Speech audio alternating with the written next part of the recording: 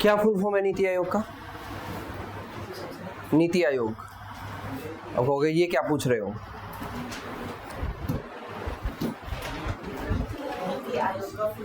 हाँ, क्या है नीति आयोग?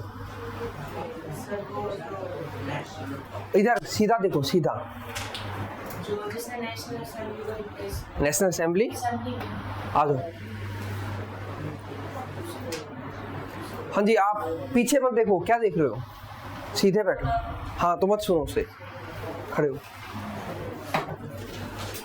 बताओ।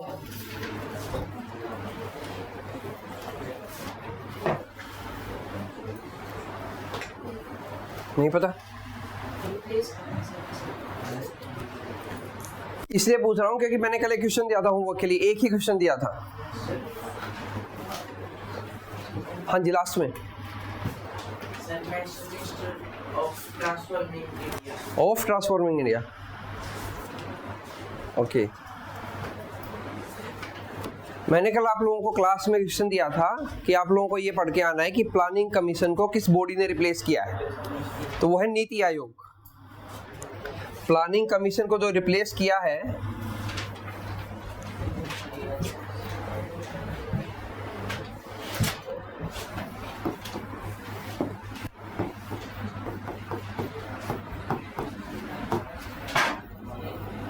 नीति आयोग ने रिप्लेस किया है।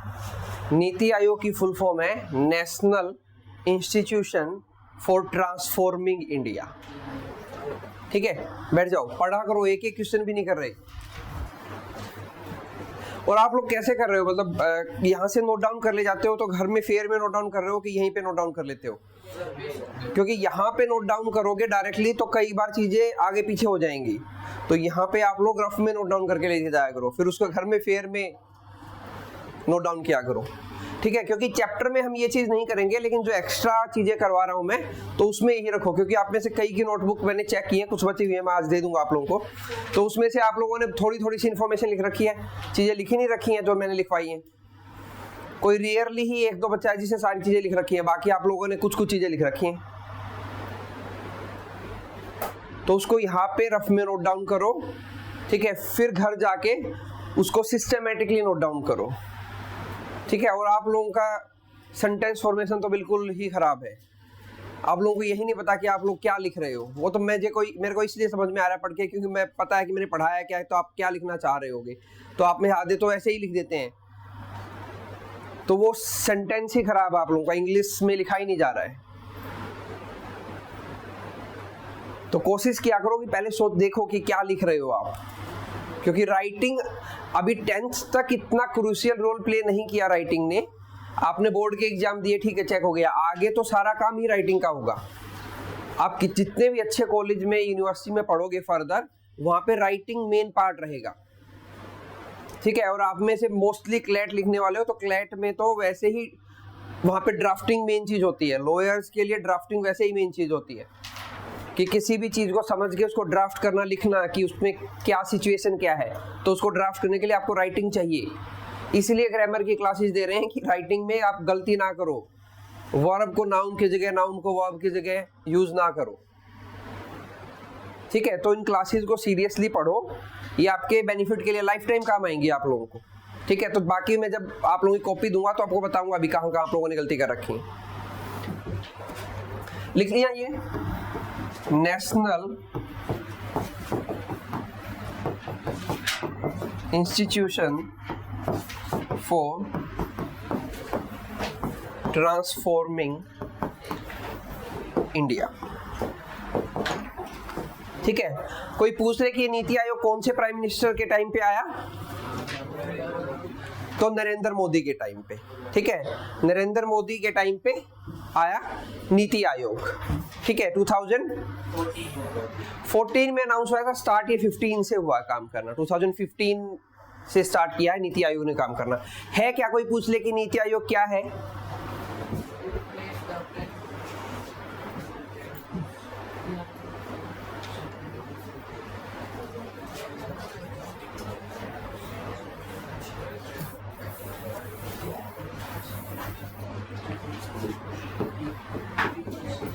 It is an apex body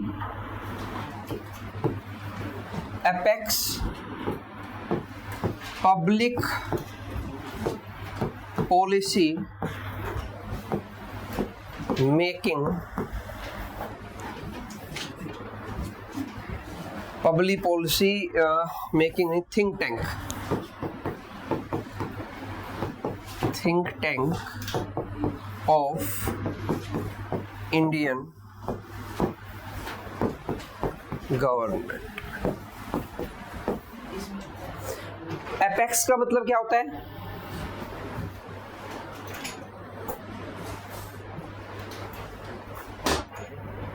apex कोई आइडिया लगाओ। बॉटम क्या होता है? बॉटम सबसे डाउन में, तो एपेक्स उसका उल्टा है, सबसे ऊपर। ठीक है, तो हाईएस्ट लेवल पे, तो हाईएस्ट लेवल पे पब्लिक पॉलिसी का, पब्लिक को लेके गवर्नमेंट क्या क्या पॉलिसीज बनाएगी वो सोचने का काम है इसका, think tank of Indian government, कि इंडियन पॉपुलेशन के लिए क्या क्या पॉलिसीज बनाएगी इंडियन गवर्नमेंट।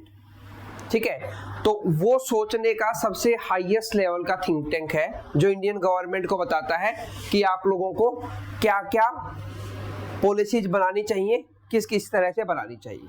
ठीक है, काम एक तरह से भी यह भी वही करता है जो प्लानिंग कमीशन करता था। प्लानिंग कमीशन का भी ऐसे ही काम था जैसे इसका था। ठीक है, नीति आयोग एग्जीक्यूटिव बॉडी है। अगर ये पूछ ले एग्जामिनर कि ये कौन सी बॉडी है, तो ये एग्जीक्यूटिव बॉडी है। ठीक है, बताता हूं कि क्या होता है एग्जीक्यूटिव बॉडी। तो एग्जामिनर पूछ सकता है कि नीति आयोग, व्हाट इज नीति आयोग, तो ऑप्शन दे दे कि एग्जीक्यूटिव बॉडी है, लेजिस्लेटिव बॉडी है, कॉन्स्टिट्यूशनल बॉडी है।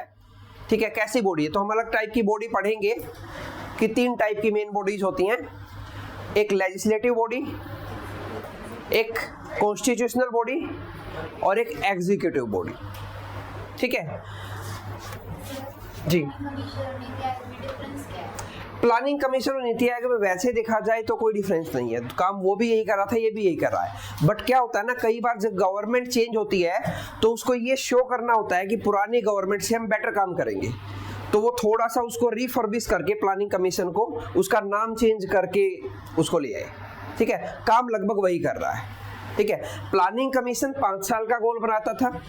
Planning commission was also an executive body, ये भी लिख लो, मैं भी समझाऊंगा तो उसे समझ में आ जाएगा एग्जीक्यूटिव बॉडी क्या होते हैं।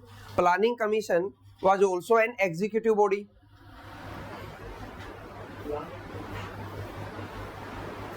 Planning commission was also an executive body। it मतलब planning commission, it used to make 5-year plan for India।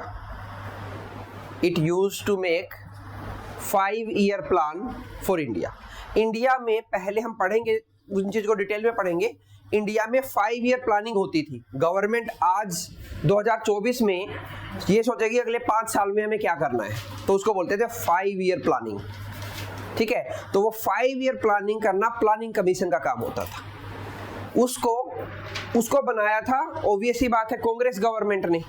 ठीक है, तो majority of the times India में कांग्रेस का रूल रहा है, या उसके बाद मतलब यूपीए का लगा लो, यूनाइटेड प्रोग्रेसिव अलायंस, मतलब जिसमें कांग्रेस एक मेन पार्टी है और छोटी छोटी कई पार्टीज हैं, उसकी अलाइड पार्टी बोलते हैं। अलाइड मतलब सहयोगी, ALLIED, अलाइड मतलब सहयोगी पार्टी उसकी। ठीक है, देन और अभी उसके बाद जब कांग्रेस गवर्नमेंट चेंज हुई और एनडीए गवर्नमेंट आई, हालांकि पहले भी आई था, ऐसा नहीं कि पहले एनडीए गवर्नमेंट नहीं आई थी। ठीक है, पहले भी 2004 से पहले, 2004 से पहले या 2004 तक जब इलेक्शन हुए, क्योंकि 5 साल में इलेक्शन होते हैं, तो 2004 से पहले इंडिया में एनडीए गवर्नमेंट ही थी। अटल बिहारी वाजपेयी जो होते थे वो प्राइम मिनिस्टर होते थे। ठीक है, तो अब दोबारा से उस अटल बिहारी वाजपेयी की गवर्नमेंट 2004 में खत्म हुई, उसके बाद यूपीए गवर्नमेंट आई, 2 लगातार कॉन्जिक्यूटिव सेशंस के लिए एक सेशन होता है कितने साल का? 5 साल का। तो कौन प्राइम मिनिस्टर रहा? मनमोहन सिंह। ठीक है, मनमोहन सिंह प्राइम मिनिस्टर रहे। उसके बाद जब यूपीए गवर्नमेंट खत्म हुई और जब एनडीए गवर्नमेंट वापस से आई, ठीक है, तब उन्होंने इस प्लानिंग कमीशन को नाम को चेंज किया, उसमें कुछ थोड़ा बहुत फेरबदल किया। ठीक है, वो हम नहीं पढ़ेंगे क्योंकि इतने डिटेल में हमें पॉलिसी मैटर्स में पढ़ना नहीं है। वो हम पढ़ते हैं, एक सब्जेक्ट होता है पब्लिक एडमिनिस्ट्रेशन, उसके अंदर पढ़ते हैं इतना डिटेल में जाके। ठीक है, तो उसमें कुछ चेंज किया और उसको एक नया नाम दे दिया नीति आयोग का। ठीक है, तो नीति आयोग जब बना था तो इसके लिए न्यूज़पेपर में बहुत बार ये खबर आती थी, it's a old wine with new बोतल। ओल्ड वाइन विद न्यू बोतल मतलब ओल्ड वाइन का मतलब यह है कि अंदर सामान वही पुराना है, प्लानिंग कमीशन का स्ट्रक्चर वही है लगभग, लेकिन नई पैकिंग कर दी है। ठीक है, तो ऐसे ऐसे न्यूज़ हम न्यूज़पेपर में पढ़ेंगे तो मैं आपको बताऊंगा रिलेट करके कि देखो ये चीज़ को ऐसे बोला गया है इसको। ठीक है, ओल्ड वाइन विद न्यू बोतल। ठीक है, ओल्ड वाइन न्यू बोतल ये एक लैंग्वेज को कहने का वे था। लैंग्वेज को मतलब किसी बात को बोलने का एक फ्लावरी वे होता है। फ्लावरी वे मतलब एक मोर इफेक्टिव वे जो सुनने में अच्छा लगे। ठीक है, तो नीति आयोग के लिए वर्ड यूज किया जाता है it's old wine with new बोतल। ठीक है, मतलब चीज वही है जो प्लानिंग कमीशन में थी, काम भी वही करेगा जो प्लानिंग कमीशन कर रहा था, लेकिन उसमें थोड़ा सा फेरबदल करके एक नया नाम दे दिया गया उसका, न्यू बोतल। बोतल मतलब दिखने में बोतल दिखेगा ना, तो दिखने में नाम क्या दिखेगा? नीति आयोग। ठीक है क्या? Apex public policy think tank है of Indian government. Indian government को सजेस्ट करता है उसको क्या क्या पॉलिसीज बनानी चाहिए पब्लिक वेलफेयर के लिए। ठीक है, अभी हम बात कर रहे थे 3 टाइप की बॉडी होती हैं।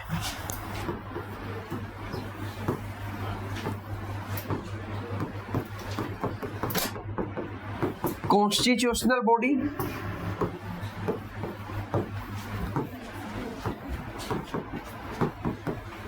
स्टैट्यूटरी बॉडी, ये बेटर नेम है लेजिस्लेटिव बॉडी के लिए, स्टैट्यूटरी बॉडी और एग्जीक्यूटिव बॉडी। ये वर्ड हम कई बार पढ़ेंगे, जब बुक पढ़ेंगे तो ये वर्ड कई बार आएंगे, that it's a constitutional body, it's a statutory body, it's a executive body. ठीक है, तो वहां मैं इतनी डिटेल में नहीं समझाऊंगा इन चीजों को, इसलिए आप लोगों को बेस बना रहा हूं कि जब हम पढ़ना स्टार्ट करेंगे तो ये सारी टर्म आएंगी, तो आप लोगों को पता होना चाहिए क्या होता है। Constitutional body as the name suggest, एक ऐसी बॉडी को आप इंस्टीट्यूशन भी बोल सकते हो, बॉडी को इंस्टीट्यूशन भी बोल सकते हो, तो स्लैश करके लिख लो बॉडी स्लैश इंस्टीट्यूशन, कि इंडिया में कोई भी इंस्टीट्यूशन है वो या तो कॉन्स्टिट्यूशनल होगा या स्टैट्यूटरी होगा या फिर एग्जीक्यूटिव होगा। अब कॉन्स्टिट्यूशनल बॉडी या कॉन्स्टिट्यूशनल इंस्टीट्यूशन वो होते हैं that are mention in the constitution, that are mention in the constitution और that are being framed by the constitution, जिनको कॉन्स्टिट्यूशन ने फ्रेम्ड किया है।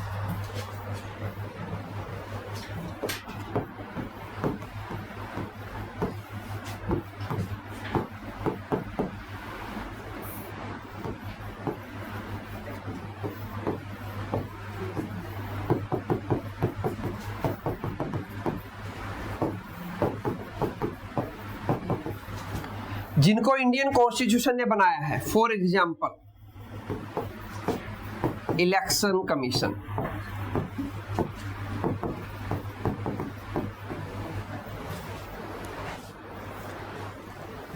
ठीक है। अगर हम बात करें इलेक्शन कमीशन, तो एक ऐसी बॉडी है जो हमारे कॉन्स्टिट्यूशन में लिखी हुई है कि इलेक्शन कमीशन नाम की एक बॉडी होगी। फाइनेंस कमीशन, कि फाइनेंस कमीशन नाम की कोई बॉडी होगी, ठीक है, ये हमारे कॉन्स्टिट्यूशन में लिखा हुआ है, ये हम पढ़ेंगे। तो उन बॉडीज को या उन इंस्टीट्यूशंस को बोलते हैं जो कॉन्स्टिट्यूशन के द्वारा बनाए गए हैं, ठीक है, तो वो हो गए कॉन्स्टिट्यूशनल बॉडी। या वो बॉडी जो कॉन्स्टिट्यूशन में मेंशन है कि ऐसी कोई बॉडी होगी, यूपीएससी एक कॉन्स्टिट्यूशनल बॉडी है, यूनियन पब्लिक सर्विस कमीशन, ठीक है। तो मेजॉरिटी ऑफ द बॉडी जो आप देखोगे वो कॉन्स्टिट्यूशनल बॉडीज ही हैं जो एग्जिस्ट कर रही हैं हमारे चारों तरफ, ठीक है, क्योंकि कॉन्स्टिट्यूशन बहुत सारी बॉडीज के बारे में और इंस्टीट्यूशंस के बारे में ऑलरेडी बोल के गया है। अब कुछ ऐसी होती हैं जो कॉन्स्टिट्यूशन में नहीं है लेकिन गवर्नमेंट ने एक्ट के थ्रू बनाई है, गवर्नमेंट या पार्लियामेंट के एक्ट के थ्रू बनी है, तो इनको बोलेंगे फ्रेम्ड, मेड और कॉन्स्टिट्यूटेड, तीनों का मतलब सेम ही है, बाय पार्लियामेंट या स्टेट लेजिस्लेचर। तो ऐसी कोई बॉडी जिसको पार्लियामेंट ने एक्ट से बनाया हो। एक्ट कैसे होता है, मैंने आपको बताया था कि बिल इंट्रोड्यूस किया जाएगा, लोकसभा राज्यसभा में पास होगा, ठीक है, और प्रेसिडेंट साइन करेगा, वो एक्ट हो गया। लेकिन वो बॉडी कॉन्स्टिट्यूशन में मेंशन नहीं थी। जैसे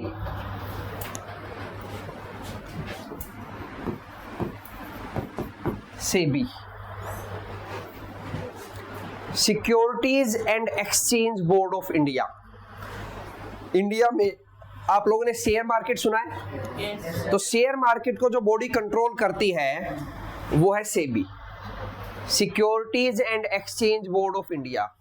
1992 में गवर्नमेंट ने एक एक्ट से बनाया था इसको, मतलब पार्लियामेंट, जब मैं गवर्नमेंट बोल रहा हूं दैट मींस पार्लियामेंट, ठीक है, 1992। अच्छा ये चीज और समझ लो, मैं ऐसा क्यों बोल रहा हूं कि गवर्नमेंट ने बनाया था, क्योंकि एक्ट बनाने के लिए पार्लियामेंट में मेजोरिटी की रिक्वायरमेंट है, मेजोरिटी उसी के पास होगी जिसकी गवर्नमेंट है, क्योंकि अगर मेजोरिटी नहीं होगी तो गवर्नमेंट भी नहीं होगी, ठीक है। तो इसलिए कई बार मैं इंटरचेंजेबली यूज कर लेता हूं पार्लियामेंट को और गवर्नमेंट को। तो मतलब समझ लो कि मैं बोलना चाह रहा हूं कि मेजोरिटी के साथ बना है। आई रिपीट, गवर्नमेंट है वो गवर्नमेंट तभी है जब उसकी पार्लियामेंट में मेजोरिटी है, ठीक है, majority number of the person जब उसके हैं, ठीक है। मेजोरिटी होता है 50% प्लस 1, 50% मेंबर जो हैं प्लस 1 जब उनके होंगे तो वो मेजोरिटी होती है। उसको हम बाद में पढ़ेंगे, मेजोरिटी भी कई टाइप की होती है, ठीक है। जब पार्लियामेंट में मैक्सिमम एमपी या मेजोरिटी किसी पार्टी की होती है तभी वो पार्टी सरकार बनाती है। अगर उसकी पार्लियामेंट में मेजोरिटी ही नहीं होगी तो वो गवर्नमेंट बना ही नहीं सकती। तो इसलिए कई बार मैं बोल देता हूं कि ये चीज गवर्नमेंट ने बनाई है। गवर्नमेंट ने बनाई है का मतलब बनाई पार्लियामेंट ने ही है, लेकिन गवर्नमेंट चाहती थी इसलिए बनी है क्योंकि गवर्नमेंट की मेजोरिटी है और किसी भी बिल को एक्ट बनाने के लिए मेजोरिटी से उसको पास करना जरूरी है। मेजोरिटी सिंपल मेजोरिटी होती है 50% प्लस 1, ठीक है, 50% प्लस 1। लेट्स सपोज कि कोई बिल इंट्रोड्यूस किया पार्लियामेंट में, पार्लियामेंट का मतलब लोकसभा या राज्यसभा में इंट्रोड्यूस किया और वहां पे उस दिन 200 मेंबर हैं, उस दिन की प्रेजेंट स्ट्रेंथ 200 मेंबर हैं, तो 50% प्लस 1 मतलब 101 वोट अगर उसके फेवर में पड़ जाएंगी तो वो पास हो जाएगा। वो अलग अलग होती है, आप स्पेशल मेजोरिटी की बात कर रहे हैं, वो हम बाद में पढ़ेंगे, ठीक है। हाँ, एक हाउस पास करेगा तो दूसरे के पास जाएगा ही जाएगा, ठीक है। लेकिन ये चीज भी हम बाद में पढ़ेंगे कि कुछ बिल ऐसे होते हैं जो लोकसभा में इंट्रोड्यूस नहीं किए जा सकते, सॉरी राज्यसभा में इंट्रोड्यूस नहीं किया जा सकते, सिर्फ लोकसभा में इंट्रोड्यूस किए जा सकते हैं। हम लोगों ने ये पढ़ा था कि अमेंडमेंट किया जा सकता है इंडियन कॉन्स्टिट्यूशन में, आर्टिकल 368, ठीक है। वहां पे सिंपल मेजोरिटी नहीं चाहिए होती, वहां पे स्पेशल मेजोरिटी चाहिए होती है मोस्ट ऑफ द केसेस में, ठीक है। जब मैं बोल रहा हूं मोस्ट तो मतलब कुछ केसेस ऐसे भी हो सकते हैं जहां पे सिंपल मेजोरिटी चाहिए हो। स्पेशल मेजोरिटी होती है, अलग अलग टाइप की होती है फिर स्पेशल मेजोरिटी, ठीक है, वो आपके सिलेबस में हम उनको पढ़ेंगे, ठीक है। लेकिन उन्होंने वर्ड बोला तो मैं समझा रहा हूं कि स्पेशल मेजोरिटी क्या होती है। कुछ ऐसे बिल होते हैं जिनको पास करने के लिए स्पेशल मेजोरिटी की रिक्वायरमेंट होती है। स्पेशल मेजोरिटी में अलग अलग टाइप की होती है, वो हम पढ़ेंगे। अभी हम सिर्फ इतना समझ रहे हैं कि स्टैट्यूटरी बॉडी वो होती है, स्टैट्यूट का मतलब होता है लॉ, स्टैट्यूटरी बॉडी का मतलब होता है, स्टैट्यूट का मतलब होता है लॉ। लॉ से कोई बॉडी बनाई गई है। लॉ कैसे बनता है? एक्ट के थ्रू। कोई भी चीज लॉ कैसे बनेगी? एक्ट के थ्रू, ठीक है। तो सेबी हो गया स्टैट्यूटरी बॉडी। ऐसे ही जैसे ओबीसी कमीशन है,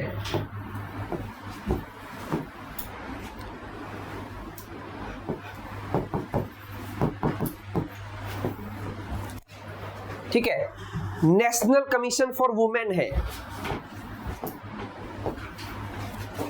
ये कुछ स्टैट्यूटरी बॉडीज हैं जो इंडिया में बनाई गई है, ठीक है। अभी हम कुछ ही पढ़ रहे हैं, बाद में डिटेल में पढ़ेंगे। स्टैट्यूटरी बॉडी का मतलब क्या हो गया? बॉडी मेड बाय पार्लियामेंट या स्टेट लेजिस्लेचर, ठीक है, उसको बोलते हैं स्टैट्यूटरी बॉडी, ठीक है। अब बात करते हैं तीसरी टाइप की बॉडी की।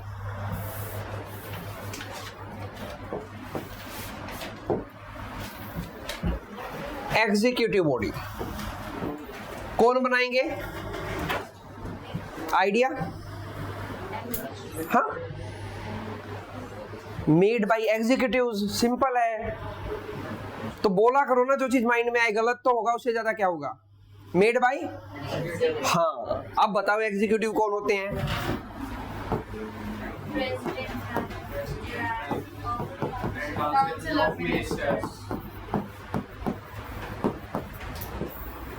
मेड बाय एग्जीक्यूटिव ऑर्डर्स, मतलब प्राइम मिनिस्टर और उसकी काउंसिल ऑफ मिनिस्टर डिसाइड कर ले कि हमें कोई बॉडी बनानी है, तो वो हो गई executive body. Generally prime minister और काउंसिल ऑफ मिनिस्टर्स बहुत ज्यादा एग्जीक्यूटिव बॉडी बनाते नहीं हैं। रीजन बीइंग, अगर वो ऐसा करते हैं तो वो चैलेंज हो जाती है कोर्ट में, कोर्ट ऑफ लॉ में, ठीक है, क्योंकि वहां पे ये पॉसिबिलिटी हो सकती है कि वो अपने बेनिफिट के लिए कोई बॉडी बना ले। तो जब फिर बात ये आती है, जब इंडियन कॉन्स्टिट्यूशन ने प्रोविजन दे रखा है कि अगर आपको कोई बॉडी बनानी है जो कॉन्स्टिट्यूशन में नहीं है, तो आप कैसे बना सकते हो? अगर कोई बॉडी बनानी है गवर्नमेंट को, कोई इंस्टीट्यूशन बनाना है, कॉन्स्टिट्यूशन में वो मेंशन नहीं है, तो कैसे बना सकते हैं? एक्ट के थ्रू, ठीक है। तो फिर अपोजिशन ये बोलती है कि आप लोग एग्जीक्यूटिव बॉडी मत बनाओ ना, आप लोग एक्ट के थ्रू बनाओ, क्योंकि एक्ट के थ्रू आएगी तो वो पार्लियामेंट में आएगी, उस पर डिस्कशन होगा, ठीक है। एग्जीक्यूटिव बॉडी तो आप लोग रूम में बैठोगे 4 person, prime minister, council of minister, और आप कोई भी बॉडी बना दोगे, ठीक है। हो सकता है वो आपके बेनिफिट के लिए यूज हो, ठीक है। मैंने आप लोगों को एक एग्जांपल दिया था क्या अभी, जैसे जो फ्रीडम ऑफ स्पीच पे एक बॉडी बनाई जा रही है, ऐसा कुछ मैंने एग्जांपल दिया था। अभी क्या होता है, हमारा एक PIB है, public information bureau, PIB public information bureau. PIB क्या होता है? गवर्नमेंट के लिए सारा जो भी गवर्नमेंट कर रही है उस चीज को पब्लिशिंग का काम करता है, कि गवर्नमेंट ने ये कर दिया, ये कर दिया, ये कर दिया, वो हर चीज को पब्लिश करता है, ठीक है। पब्लिक इंफॉर्मेशन ब्यूरो, नाम से समझ में आ रहा है, मतलब पब्लिक को इंफॉर्मेशन देता है गवर्नमेंट क्या कर रही है। पब्लिक इंफॉर्मेशन ब्यूरो मतलब पब्लिक को इंफॉर्मेशन देगा गवर्नमेंट क्या कर रही है, ये गवर्नमेंट की बॉडी है, ठीक है। अब इस बॉडी को एक पावर दे दी गई गवर्नमेंट के द्वारा कि जो भी पर्सन कुछ भी बोल रहा है और वो बात इंटरनेट पे जा रही है रिकॉर्ड होके, तो आप लोग चेक करो कि वो गवर्नमेंट के अगेंस्ट में तो नहीं है या कोई फॉल्स इंफॉर्मेशन तो नहीं है, ठीक है। क्रिटिसाइज कर रही है गवर्नमेंट को, वो अलग बात है, लेकिन झूठी ना हो, फॉल्स इंफॉर्मेशन ना हो गवर्नमेंट के अगेंस्ट में, या कोई और प्रोपेगेंडा तो नहीं फैलाने की कोशिश कर रहे हैं। प्रोपेगेंडा फैलाने का मतलब ये होता है कि किसी चीज को बहुत बड़ा चढ़ा के बताना, ठीक है। प्रोपेगेंडा वर्ड जो है, या प्रोपेगेंडा सबसे पहले स्टार्ट किया था हिटलर ने। उसने अपने बारे में इतना बढ़ चढ़ के बताया लोगों को कि लोग उसके फैन हो गए थे। वो चीज थी नहीं, लेकिन उसके बारे में बताया गया। तो इसलिए आप ये वर्ड कई बार सुनोगे कि प्रोपेगेंडा फैलाया जा रहा है। प्रोपेगेंडा का मतलब है कि कोई चीज उतनी है नहीं, लेकिन उसको बढ़ा चढ़ा के बताया जा रहा है, ठीक है। तो PIB को गवर्नमेंट ने एग्जीक्यूटिव पावर दे दी। जब मैं बोल रहा हूं executive power they the, that means prime minister और काउंसिल ऑफ मिनिस्टर ने पावर दे दी उनको कि आपके पास पावर है, अथॉरिटी है, बेसिकली अगर बोले तो पावर की जगह एग्जैक्ट अथॉरिटी दे दी कि कोई भी इंटरनेट पे कुछ भी बोल रहा है, अगर आपको लगे कि वो मिस इन्फॉर्मेशन है या गवर्नमेंट के अगेंस्ट में कुछ ऐसा है, ठीक है, तो आप उसको इंटरनेट से हटवा सकते हो, ठीक है। पावर किसने दी? गवर्नमेंट ने। तो अपोजिशन का ये बोलना था, अपोजिशन पार्टीज का, कि आप ऐसी पावर मत दो, क्योंकि ऐसे में तो ये अगर प्राइम मिनिस्टर के खिलाफ भी कुछ भी बोलेगी तो ये उसको हटा देंगे इंटरनेट से, ठीक है। लेकिन प्राइम मिनिस्टर तो एक इंडिविजुअल है ना, अगर उसने सपोज प्राइम मिनिस्टर मत बोलो, अगर उसने नरेंद्र मोदी के खिलाफ कुछ भी बोला है तो ये हटा देंगे, लेकिन नरेंद्र मोदी तो एक इंडिविजुअल भी है, एक प्राइम मिनिस्टर भी है, तो इंडिविजुअल के अगेंस्ट में कोई अपने व्यू रख सकता है। तो वो चीज सुप्रीम कोर्ट में चैलेंज हो गई और सुप्रीम कोर्ट ने उस पर स्टे लगा दिया कि ऐसी बॉडी गवर्नमेंट नहीं बना सकती। ठीक है, तो इसलिए मैं बोल रहा था कि most of the time government executive bodies नहीं बनाती क्योंकि वो चैलेंज हो जाती हैं कोर्ट में। तो इसलिए गवर्नमेंट को अगर कोई बॉडी बनानी होती है तो वो स्टैट्यूटरी बॉडी बनाती है। स्टैट्यूटरी मतलब मेड बाय लॉ। तो क्या स्टैट्यूटरी बॉडी चैलेंज नहीं हो सकती क्या सुप्रीम कोर्ट में या हाई कोर्ट में? हो सकती है, हो सकती है, लेकिन उसको पार्लियामेंट ने बनाया है। पार्लियामेंट ये माना जाता है कि इंडिया में इलेक्टेड बाय द पीपल, तो मतलब ये माना जाता है कि वो चीज पॉपुलर चॉइस से की गई है, लोगों ने चुना है, सरकार ने उसको बनाया है, तो पॉपुलर चॉइस से हुआ है, तो उसके नल एंड वाइड होने के चांसेस कम होते हैं। सुप्रीम कोर्ट उसमें बहुत ज्यादा इंटरफेयर करे इसके चांसेस कम होते हैं। करेगी अगर कुछ ऐसा कोई फंडामेंटल राइट कर्टेल हो रहा हो या किसी सिटीजन का कोई राइट कर्टेल हो रहा हो, कर्टेल का मतलब होता है कट शॉर्ट होना, या फिर लार्ज पब्लिक इंटरेस्ट पे कोई एडवर्स इंपैक्ट पड़ रहा हो उस बॉडी के बनने का, तो सुप्रीम कोर्ट उस चीज को खत्म कर सकती है, लेकिन उसके चांसेस बहुत कम होते हैं। तो इसलिए अगर कोई बॉडी गवर्नमेंट बनाती है तो वो स्टैट्यूटरी बॉडी बनाती है जनरली, या फिर वो बॉडी ऑलरेडी एग्जिस्टेड होती है तो कॉन्स्टिट्यूशनल बॉडी हो गई, और एग्जीक्यूटिव बॉडी बहुत कम बनाती है। जैसे एक तो मैंने अभी बताया आपको पीआईबी को ये पावर दे दी थी, और दूसरा जैसे नीति आयोग बनाया हुआ है। ठीक है, तो नीति आयोग एक एग्जीक्यूटिव बॉडी है, ना तो वो कॉन्स्टिट्यूशन में मेंशन है, ना ही उसको कोई एक्ट से बनाया गया है, उसको प्राइम मिनिस्टर ने बनाया है। अब एक फर्क और होता है एग्जीक्यूटिव बॉडी बनने में और लेजिस्लेटिव बॉडी बनने में या स्टैट्यूटरी बॉडी बनने में। एग्जीक्यूटिव बॉडी गवर्नमेंट ने बनाई है, अपनी मर्जी से चेयरमैन बना देते हैं किसी का भी उसको। अगर उसी बॉडी को स्टैट्यूट से बनाया जाएगा तो एक प्रोविजन लाया जाएगा, उस पे पार्लियामेंट एग्री करेगी कि इसका चेयरमैन कौन होगा। ठीक है, तो इस करके ये जो बॉडी बनती है एग्जीक्यूटिव बॉडीज, ये इंडिया में कम होती हैं। रीजन मैंने आपको बता दिया, क्योंकि ये डायरेक्ट गवर्नमेंट बनाती है। गवर्नमेंट का मतलब है कि कुछ 4-5 लोग मिलके बनाते हैं, और ऐसी गवर्नमेंट को 4-5 लोगों की जहां पावर हो क्या बोलते हैं? Oligarchy, rule by the few. ठीक है, तो एक तरह से ओलिगार्की हो जाती है वो, कि कुछ लोग मिलके ही एक पार्टी, कुछ लोगों ने मिलके एक बॉडी बना दी और बॉडी लार्जर पब्लिक इंटरेस्ट में काम करेगी। ठीक है, उसके लिए इंडियन पॉपुलेशन ने पार्लियामेंट में एमपीज को अपॉइंट किया हुआ है, तो राइट वे वो है। ठीक है, तो ये 3 टाइप की बॉडी होती है। कौन कौन सी? कॉन्स्टिट्यूशनल बॉडी, एग्जीक्यूटिव बॉडी और स्टैट्यूटरी बॉडी। ठीक है, तो ये आपको ध्यान रखना है। क्लियर? तो नीति आयोग कैसी बॉडी है? एग्जीक्यूटिव बॉडी है। जब कोई बोले एग्जीक्यूटिव बॉडी है तो आप उसको बताओ कि एग्जीक्यूटिव बॉडी का मतलब ये है कि एग्जीक्यूटिव्स ने बनाया है। इंडिया में एग्जीक्यूटिव्स जो होते हैं वो बोलते हैं प्राइम मिनिस्टर और काउंसिल ऑफ मिनिस्टर्स को। हालांकि वो जो कुछ भी बनाते हैं, जो कुछ भी करते हैं, वो किसके नाम पे बनाते हैं? प्रेसिडेंट ऑफ इंडिया के नाम पे। बताया था ये बात में मैंने कि इंडिया में president is the chief executive. लिखो, फिर याद तो रहता नहीं आप लोगों को। और लिखने का पर्पज ये नहीं है कि सिर्फ लिखो, उसको रिवाइज किया करो। अभी 2 दिन की छुट्टी है तो उसको रिवाइज करना उन चीजों को। ठीक है, चीफ एग्जीक्यूटिव। अदरवाइज मैं मंडे से अगर कुछ ही पूछूंगा तो मेरे पास यहाँ पे लिस्ट होगी और मैं लिख लूंगा कि कौन नहीं बता रहा है, और रिपोर्ट फिर घर जाएगी। समझ में आ गया? लेजिस्लेटिव बॉडी और स्टैट्यूटरी बॉडी, या फिर कॉन्स्टिट्यूशनल बॉडी और एग्जीक्यूटिव बॉडी क्या क्या होती हैं, क्या कैसे कैसे ये बनती हैं। क्लियर है? ओके। और नीति आयोग क्या है, कोई पूछ ले तो? It's an apex public policy think tank for Indian government. ठीक है,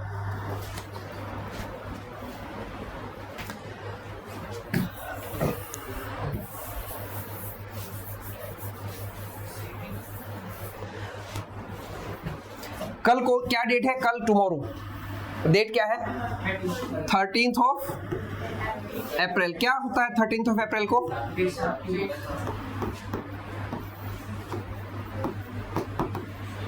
क्या होता है बैसाखी?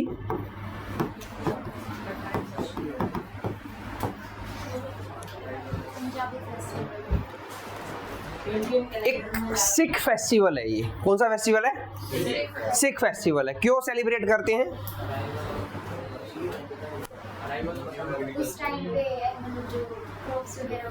Very good. अभी वीट की कटाई होगी, so it's the first day of wheat harvesting, और उस चीज को वो सेलिब्रेट करते हैं। क्यों करते हैं? क्योंकि उनको लगता है कि जो सीड उन्होंने शो किया था उसको, उसका फ्रूट बियर करने का टाइम आ गया है। ठीक है, सो लिखो क्या होता है Vaisakhi festival? Is the first day of the harvesting season. Harvesting season का पहला दिन होता है ये। किसके लिए? फॉर सिख।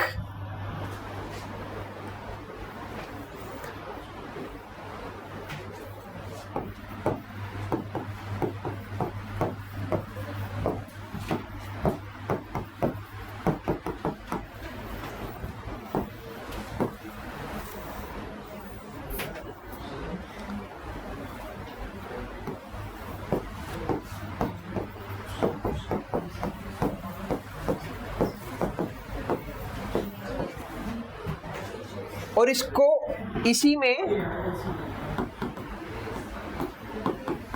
इसको पहला दिन भी माना जाता है वैसाखी कैलेंडर का। वैसाखी कैलेंडर जो है वो सिख कैलेंडर है।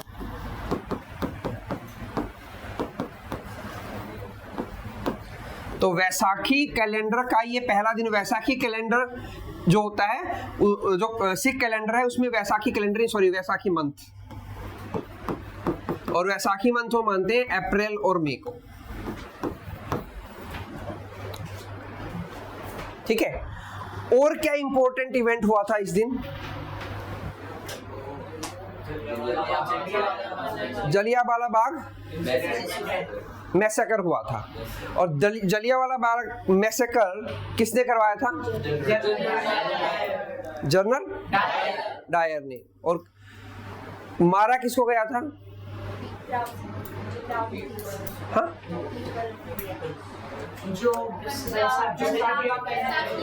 बैसाखी सेलिब्रेट करने नहीं आए थे वो,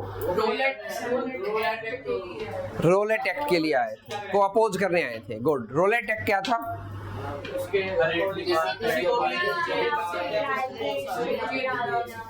किसी को भी विदाउट एनी ट्रायल। ठीक है, तो ये लिख लिया आपने। तो इसी दिन 13th of April 1919 को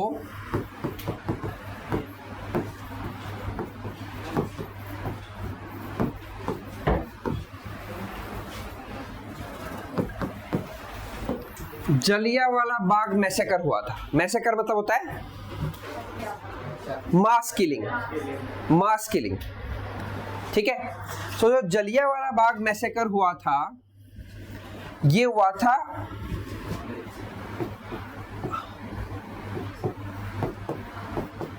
रोलेट एक्ट के लिए 1990 में। पहले समझ लो फिर मैं लिखवाऊंगा। 1919 में जब इंडिया ब्रिटिशर्स की एक कॉलोनी था, तो Indians people were demanding freedom और सेल्फ रूल। ठीक है, जिसको हम स्वराज भी बोलते हैं। स्वराज सुना आपने वर्ड? स्वराज का मतलब होता है सेल्फ रूल। ठीक है, तो Indian government, Indian people were demanding Swaraj. तो स्वराज के लिए इंडिया में बहुत सारी रिवॉल्यूशनरी एक्टिविटी हो रही थी। ठीक है, बहुत सारी मिलिटेंट एक्टिविटी हो रही थी। कौन सी? Militant activity. मिलिटेंट एक्टिविटी में क्या होता है? आर्म्स को यूज किया जाता है। मतलब कुछ ना किसी की किलिंग होगी या किसी को हार्म किया जाएगा, आर्म्स यूज होंगे। ठीक है, तो उन मिलिटेंट एक्टिविटीज को कर्ब करने के लिए, क्या करने के लिए? कर्ब करना मतलब होता है दबा देना किसी चीज को। दबाने के लिए ब्रिटिश पार्लियामेंट में रोलेट एक्ट पास हुआ। एक्ट है तो आप समझ जाओ कि वहां की पार्लियामेंट ने पास किया होगा, ठीक है। उन्होंने पास किया। इस एक्ट में एक प्रोविजन था that anyone can be given imprisonment for a maximum period of 2 years without being trial. Trial का मतलब होता है कि एक ऐसा फेज जहां पे किसी person, if any person is guilty और नॉट गिल्टी, तो उसको ट्रायल किया जाता है उस पर्सन का कि वो गिल्टी था या नहीं था जो क्राइम उसने किया, ठीक है। लेकिन बहुत सारी एक्टिविटी बढ़ रही थी। ब्रिटिशर्स का जुडिशियल सिस्टम या जुडिशरी का जो सिस्टम था वो इतना स्ट्रोंग नहीं था कि हर एक किसी को ट्रायल के बाद पनिशमेंट मिले, ठीक है। ये चीज हम हमारे जुडिशियल सिस्टम में भी देखेंगे, ये हमारे जुडिशियल सिस्टम का भी कमी है। हम हर रोज न्यूज़पेपर में पढ़ेंगे that under trials jail are full of under trial. तो अंडर ट्रायल वो है जो अभी गिल्टी नहीं पाया गया है, ठीक है। तो अंडर ट्रायल से हमारी जेलें भरी हुई हैं, उनकी कैपेसिटी 3-3, 4-4 गुना कैपेसिटी पे काम कर रही है वो। मतलब जहाँ पे 1000 कैदी होने चाहिए थे 3-3, 4-4 हजार कैदी हैं, और उनमें से मैक्सिमम वो हैं जो अंडर ट्रायल हैं। अंडर ट्रायल मतलब अभी तक गिल्टी प्रूव नहीं हुए, ठीक है। तो कई बार मैं चीज कहीं से स्टार्ट करता हूँ लेकिन दूर तक इसलिए जाता हूँ क्योंकि वो बैक एंड में आप स्टोरी चीजों को समझो, ठीक है। तो अंडर ट्रायल हमारे जुडिशियल सिस्टम का भी एक लैगिंग पॉइंट है, एक नेगेटिव पॉइंट है, ये हम बाद में पढ़ेंगे, ठीक है। तो अंडर ट्रायल्स, तो ब्रिटिश का जुडिशियल सिस्टम इतना स्ट्रोंग नहीं था कि वो हर किसी को पहले ट्रायल पकड़े, फिर ट्रायल करें और फिर उसको सजा दें, ठीक है। इतने जजेज ही नहीं थे, ठीक है। इतने उनके पास पब्लिक प्रोसिक्यूटर नहीं थे। तो उन्होंने एक नया कानून बनाया कि जिस पे भी शक हो उसी को पकड़ो और जेल में डालो पहले, बाद में ट्रायल करेंगे। और जेल में डाल सकते थे 2 साल के लिए, लंबा टाइम था। तो इस पे महात्मा गांधी ने ऑल अक्रॉस द इंडिया एक पीसफुल मूवमेंट स्टार्ट करने की बात की कि हम पीसफुली रिवोल्ट करेंगे ऑल अक्रॉस द इंडिया। किसके अगेंस्ट में? रोलेट एक्ट के अगेंस्ट में, ठीक है। तो उस पीसफुल रिवोल्ट को पंजाब में लीड कर रहे थे 2 पर्सन, डॉक्टर सत्यपाल और सैफुद्दीन किचलू। पढ़े थे आप लोगों ने ये वर्ड पहले? तो ये 2 पर्सन पढ़े होने चाहिए, मॉडर्न हिस्ट्री में है ये। तो 2 पर्सन उसको पंजाब में लीड कर रहे थे, ठीक है। तो उनको ब्रिटिश गवर्नमेंट ने पकड़ लिया, ठीक है। पकड़ लिया तो नेक्स्ट डे उनकी गिरफ्तारी के अगेंस्ट में बहुत सारे लोग जलियांवाला बाग में इकट्ठा हुए। उस टाइम पे पंजाब के लेफ्टिनेंट गवर्नर थे general Michael O'Dwyer, general Michael O'Dwyer, ठीक है। उन्होंने पंजाब में मार्शियल लॉ लगा दिया। कौन सा लॉ लगा दिया? मार्शियल लॉ आज भी है हमारी कंट्री में। मार्शियल लॉ का मतलब होता है मिलिट्री रूल आ जाता है, एक तरह से मिलिट्री पर्सन आ जाते हैं। लोकल जो पुलिस होती है उससे सिचुएशन बाहर चली गई है तो मिलिट्री आएगी, ठीक है। मार्शियल लॉ अभी हमारे कॉन्स्टिट्यूशन के आर्टिकल नंबर 34 में लिखे हुए हैं कि हमारे यहाँ पे मार्शियल लॉ होंगे, ठीक है। तो पंजाब में मार्शियल लॉ लगा दिया तो ड्यूटी लगी ब्रिगेडियर जनरल डायर की कि वो एक बटालियन लेके जाएं। बटालियन होती है लगभग 1000 लोगों की, 1000 आर्म फोर्सेस की का एक ग्रुप, उसको बोलते हैं बटालियन। कि वो बटालियन लेके जाएं और जो भी प्रोटेस्ट कर रहा है, ठीक है, उसके अगेंस्ट में एक्शन लें। और उन्होंने डायरेक्ट फायर के ऑर्डर दे दिए थे कि आप फायर करो जो भी वो कर रहा है। तो उन्होंने देखा कि जलियांवाला, उनको पता लगा कि जलियांवाला बाग में बहुत सारे लोग इकट्ठा हो रखे हैं, हालांकि देवर प्रोटेस्टिंग पीसफुली, ठीक है। तो वहां पे एक बटालियन आई और उस बटालियन ने आके उन लोगों पे गोलियां चलानी स्टार्ट कर दी। एक ही रास्ता था, उसको ब्लॉक किया, उन पे गोलियां चलानी स्टार्ट कर दी। लगभग 1000 के करीब लोग थे वहां पे और most of them were died, ठीक है। वहीं पे एक छोटा सा लड़का था जो पानी पिलाने का काम कर रहा था उस पॉपुलेशन को, सरदार उधम सिंह। तो वो इस इंसिडेंट से बड़ा उसको इम्पैक्ट पड़ा उस पर, और उसने सोच लिया कि मैं इस बड़ा होकर इस इंसिडेंट्स का बदला लूंगा, ठीक है। तो बाद में उसने 1940 में ब्रिटेन में जाके किसको मारा? नहीं, lieutenant general Michael O'Dwyer को मारा उसने। किसको मारा? माइकल ओ ड्वायर को। हम लोगों ने शायद ये सुना हो कि उसने जनरल डायर को मारा था, लेकिन वो गलत सुना है आप लोगों ने। उसने मारा किसको? जनरल माइकल ओ ड्वायर को, क्योंकि उसका मानना था कि ब्रिगेडियर तो अपना काम कर रहा था, ऑर्डर तो किसने दिए थे? मार्शल लॉ तो ड्वायर ने लगाया था, तो उसने माइकल ओ ड्वायर को मारा। ये था Jallianwala Bagh massacre, mass killing. ठीक है, तो इसको हम लिखेंगे, आप लोग ऐसे ही लिखना, मैं सीक्वेंस वाइज लिखता जाऊंगा, उसमें आप लोग ऐड करते जाना। जलियांवाला बाग मैसेकर, स्पेलिंग में दोबारा नहीं लिख रहा हूं, आप लोग लिख लेना।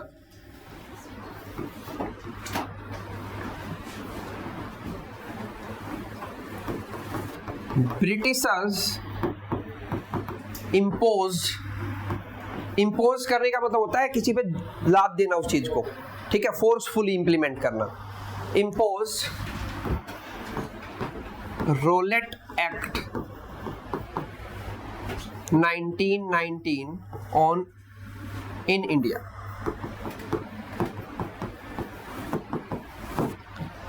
ठीक है, as per the provision of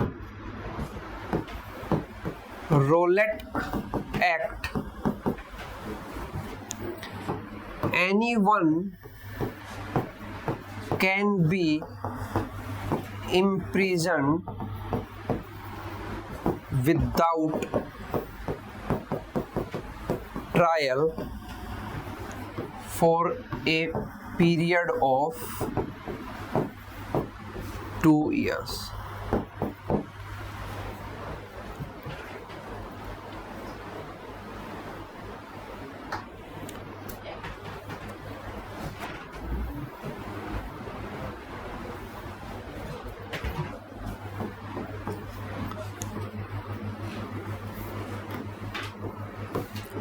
Mahatma Gandhi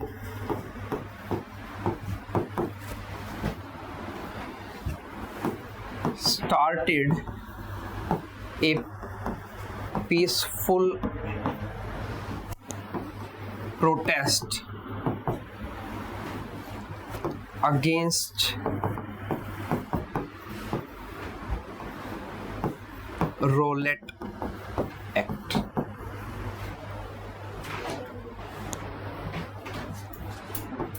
pan India, pan का मतलब होता है आक्रोश। ठीक है, कोई पूछता है कि आप कहाँ कहाँ सर्विस दे रहे हो, हम बोले पैन इंडिया सर्विस दे रहे हैं। पैन इंडिया मतलब अक्रॉस द इंडिया। कोई पूछे कहाँ आप रोहतक में कहाँ सर्विस दे रहे हो, तो बोलो कि पैन रोहतक सर्विस दे रहे हैं, मतलब अक्रॉस द रोहतक आप कहीं भी सर्विस अवेल कर सकते हो। तो पैन का मतलब हो गया अक्रॉस। ठीक है, तो अक्रॉस इंडिया उन्होंने बोला कि हम लोग एक पीसफुल प्रोटेस्ट करेंगे, because Mahatma Gandhi was always in favour of peaceful protest.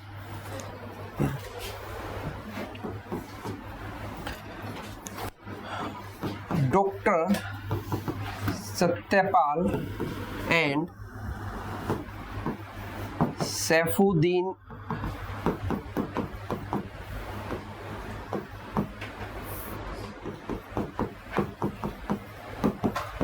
Kitchlu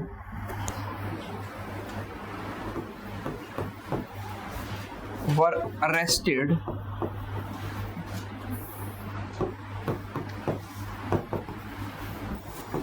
in Punjab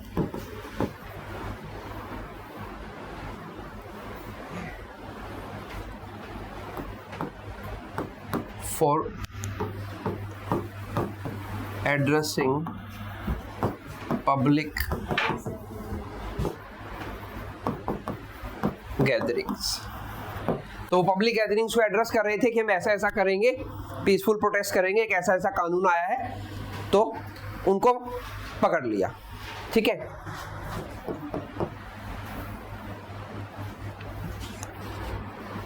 lieutenant governor Michael O'Dwyer imposed martial law in Punjab. तो उन्होंने लेफ्टिनेंट गवर्नर थे माइकल ओ ड्वायर, उन्होंने इम्पोज कर दिया पंजाब में मार्शल लॉ। ठीक है कि भी हम ये प्रोटेस्ट नहीं होने देंगे।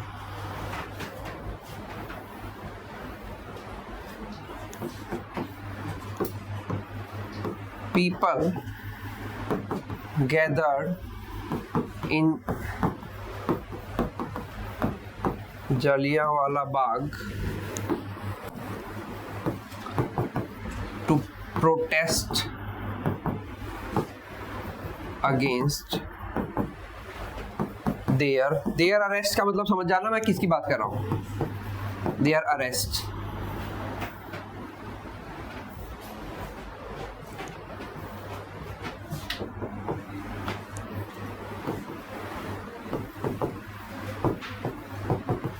Brigadier general Dyer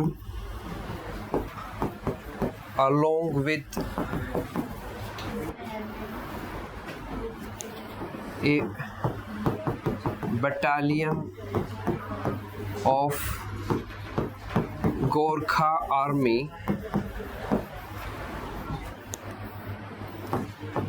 fired on the people। बोलो मत, लिखो।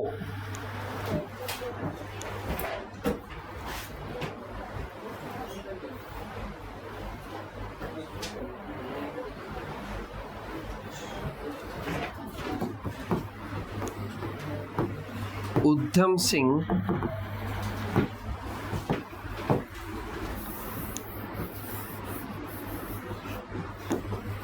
thousands of people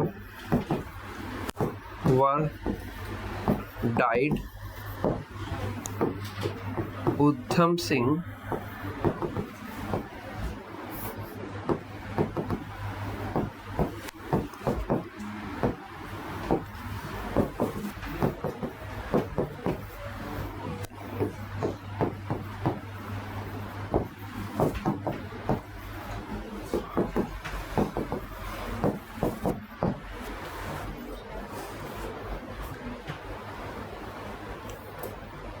रिवेंज का मतलब बदला लेना। ठीक है,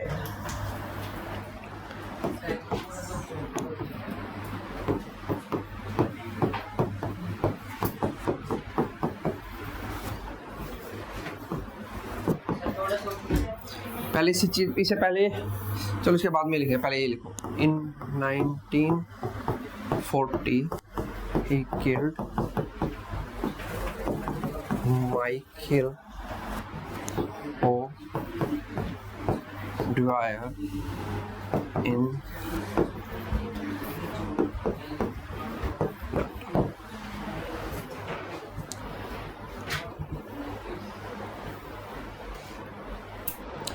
इसमें एक चीज ऊपर लिख लेंगे हम, एक चीज और भी लिखनी है। इस इंसिडेंट्स के लिए ना कमेटी बनाई गई थी, कमीशन बनाया गया था। हाँ मैं छोटा कर रहा हूँ। अच्छा पहले ही लिखा रिवेंज ऑफ द इंसिडेंट्स, जो ये घटना हुई इसका रिवेंज लेने के लिए।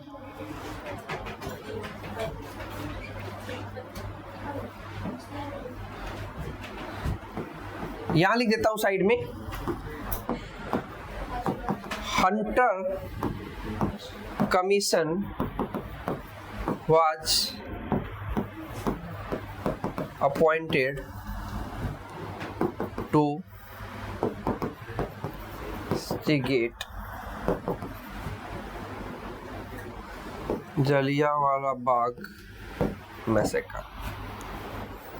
तो ये हंटर कमीशन का नाम याद रखना कि आपसे पूछ लिया जाए that which commission was appointed to investigate the Jallianwala Bagh massacre, तो इट वाज हंटर कमीशन। हाँ ब्रिटिशर्स ने बनाया था। जब पता लगा कि एक ऐसा इंसिडेंस हुआ है और ऑल अक्रॉस द इंडिया लोग नाराज थे इस बात से, तो फिर ब्रिटिशर्स ने लोगों को शांत करने के लिए, और उस टाइम पे साथ में इंडियन नेशनल कांग्रेस चल रही थी। अभी हमने वो पढ़ा नहीं है। आईएनसी इंडियन नेशनल कांग्रेस कब बनी थी? 1884। गुड, 1885 में 1885 में आईएनसी बनी थी, इंडियन नेशनल कांग्रेस। किसने बनाई थी? एक ब्रिटिश सिविल सर्वेंट था A.O. Hume, Elon Octavian Hume, बाद में पढ़ेंगे कोई दिक्कत नहीं, अभी तो इतना ही लिखो। तो कांग्रेस का प्रेशर था ब्रिटिश गवर्नमेंट के ऊपर कि इसको इन्वेस्टिगेट किया जाए, कि ये जो हुआ है पूरा घटना इसको इन्वेस्टिगेट किया जाए।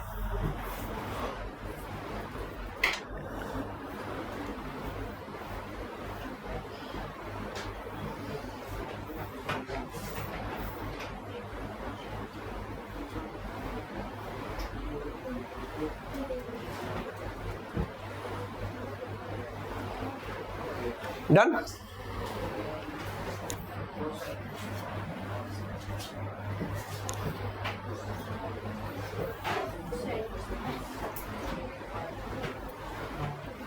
तो आपको इस पे, क्योंकि हम जो टेस्ट देंगे उन पे बेसिक क्वेश्चन पूछे जा सकते हैं कि 13 अप्रैल 1999 को जो जलियांवाला मैसेकर हुआ था तो क्यों हुआ था। It was due to the people opposing the arrest of Dr. Satpal and Safeddin Kichlu। ठीक है, बेसिक रीजन क्या था, रोलेट एक्ट। रोलेट एक्ट में प्रोविजन क्या था, without any trial for 2 years। ठीक है, और उसके लिए कौन सा कमीशन बनाया गया, हंटर कमीशन, क्योंकि हम एक हंटर कमेटी भी पढ़ेंगे जो ब्रिटिशर्स ने बनाई थी इंडिया में एजुकेशन सिस्टम रिफॉर्म के लिए, हंटर कमेटी।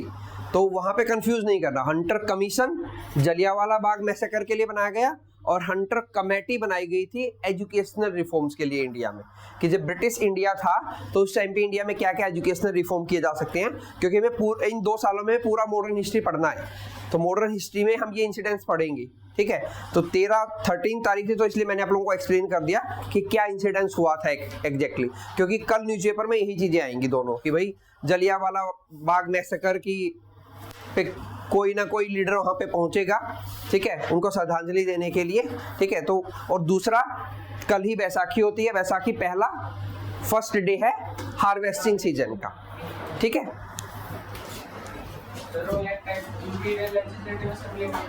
हाँ, इंपीरियल लेजिस्लेटिव असेंबली ने नहीं बनाया, रोलेट एक्ट बना था ब्रिटिश पार्लियामेंट में।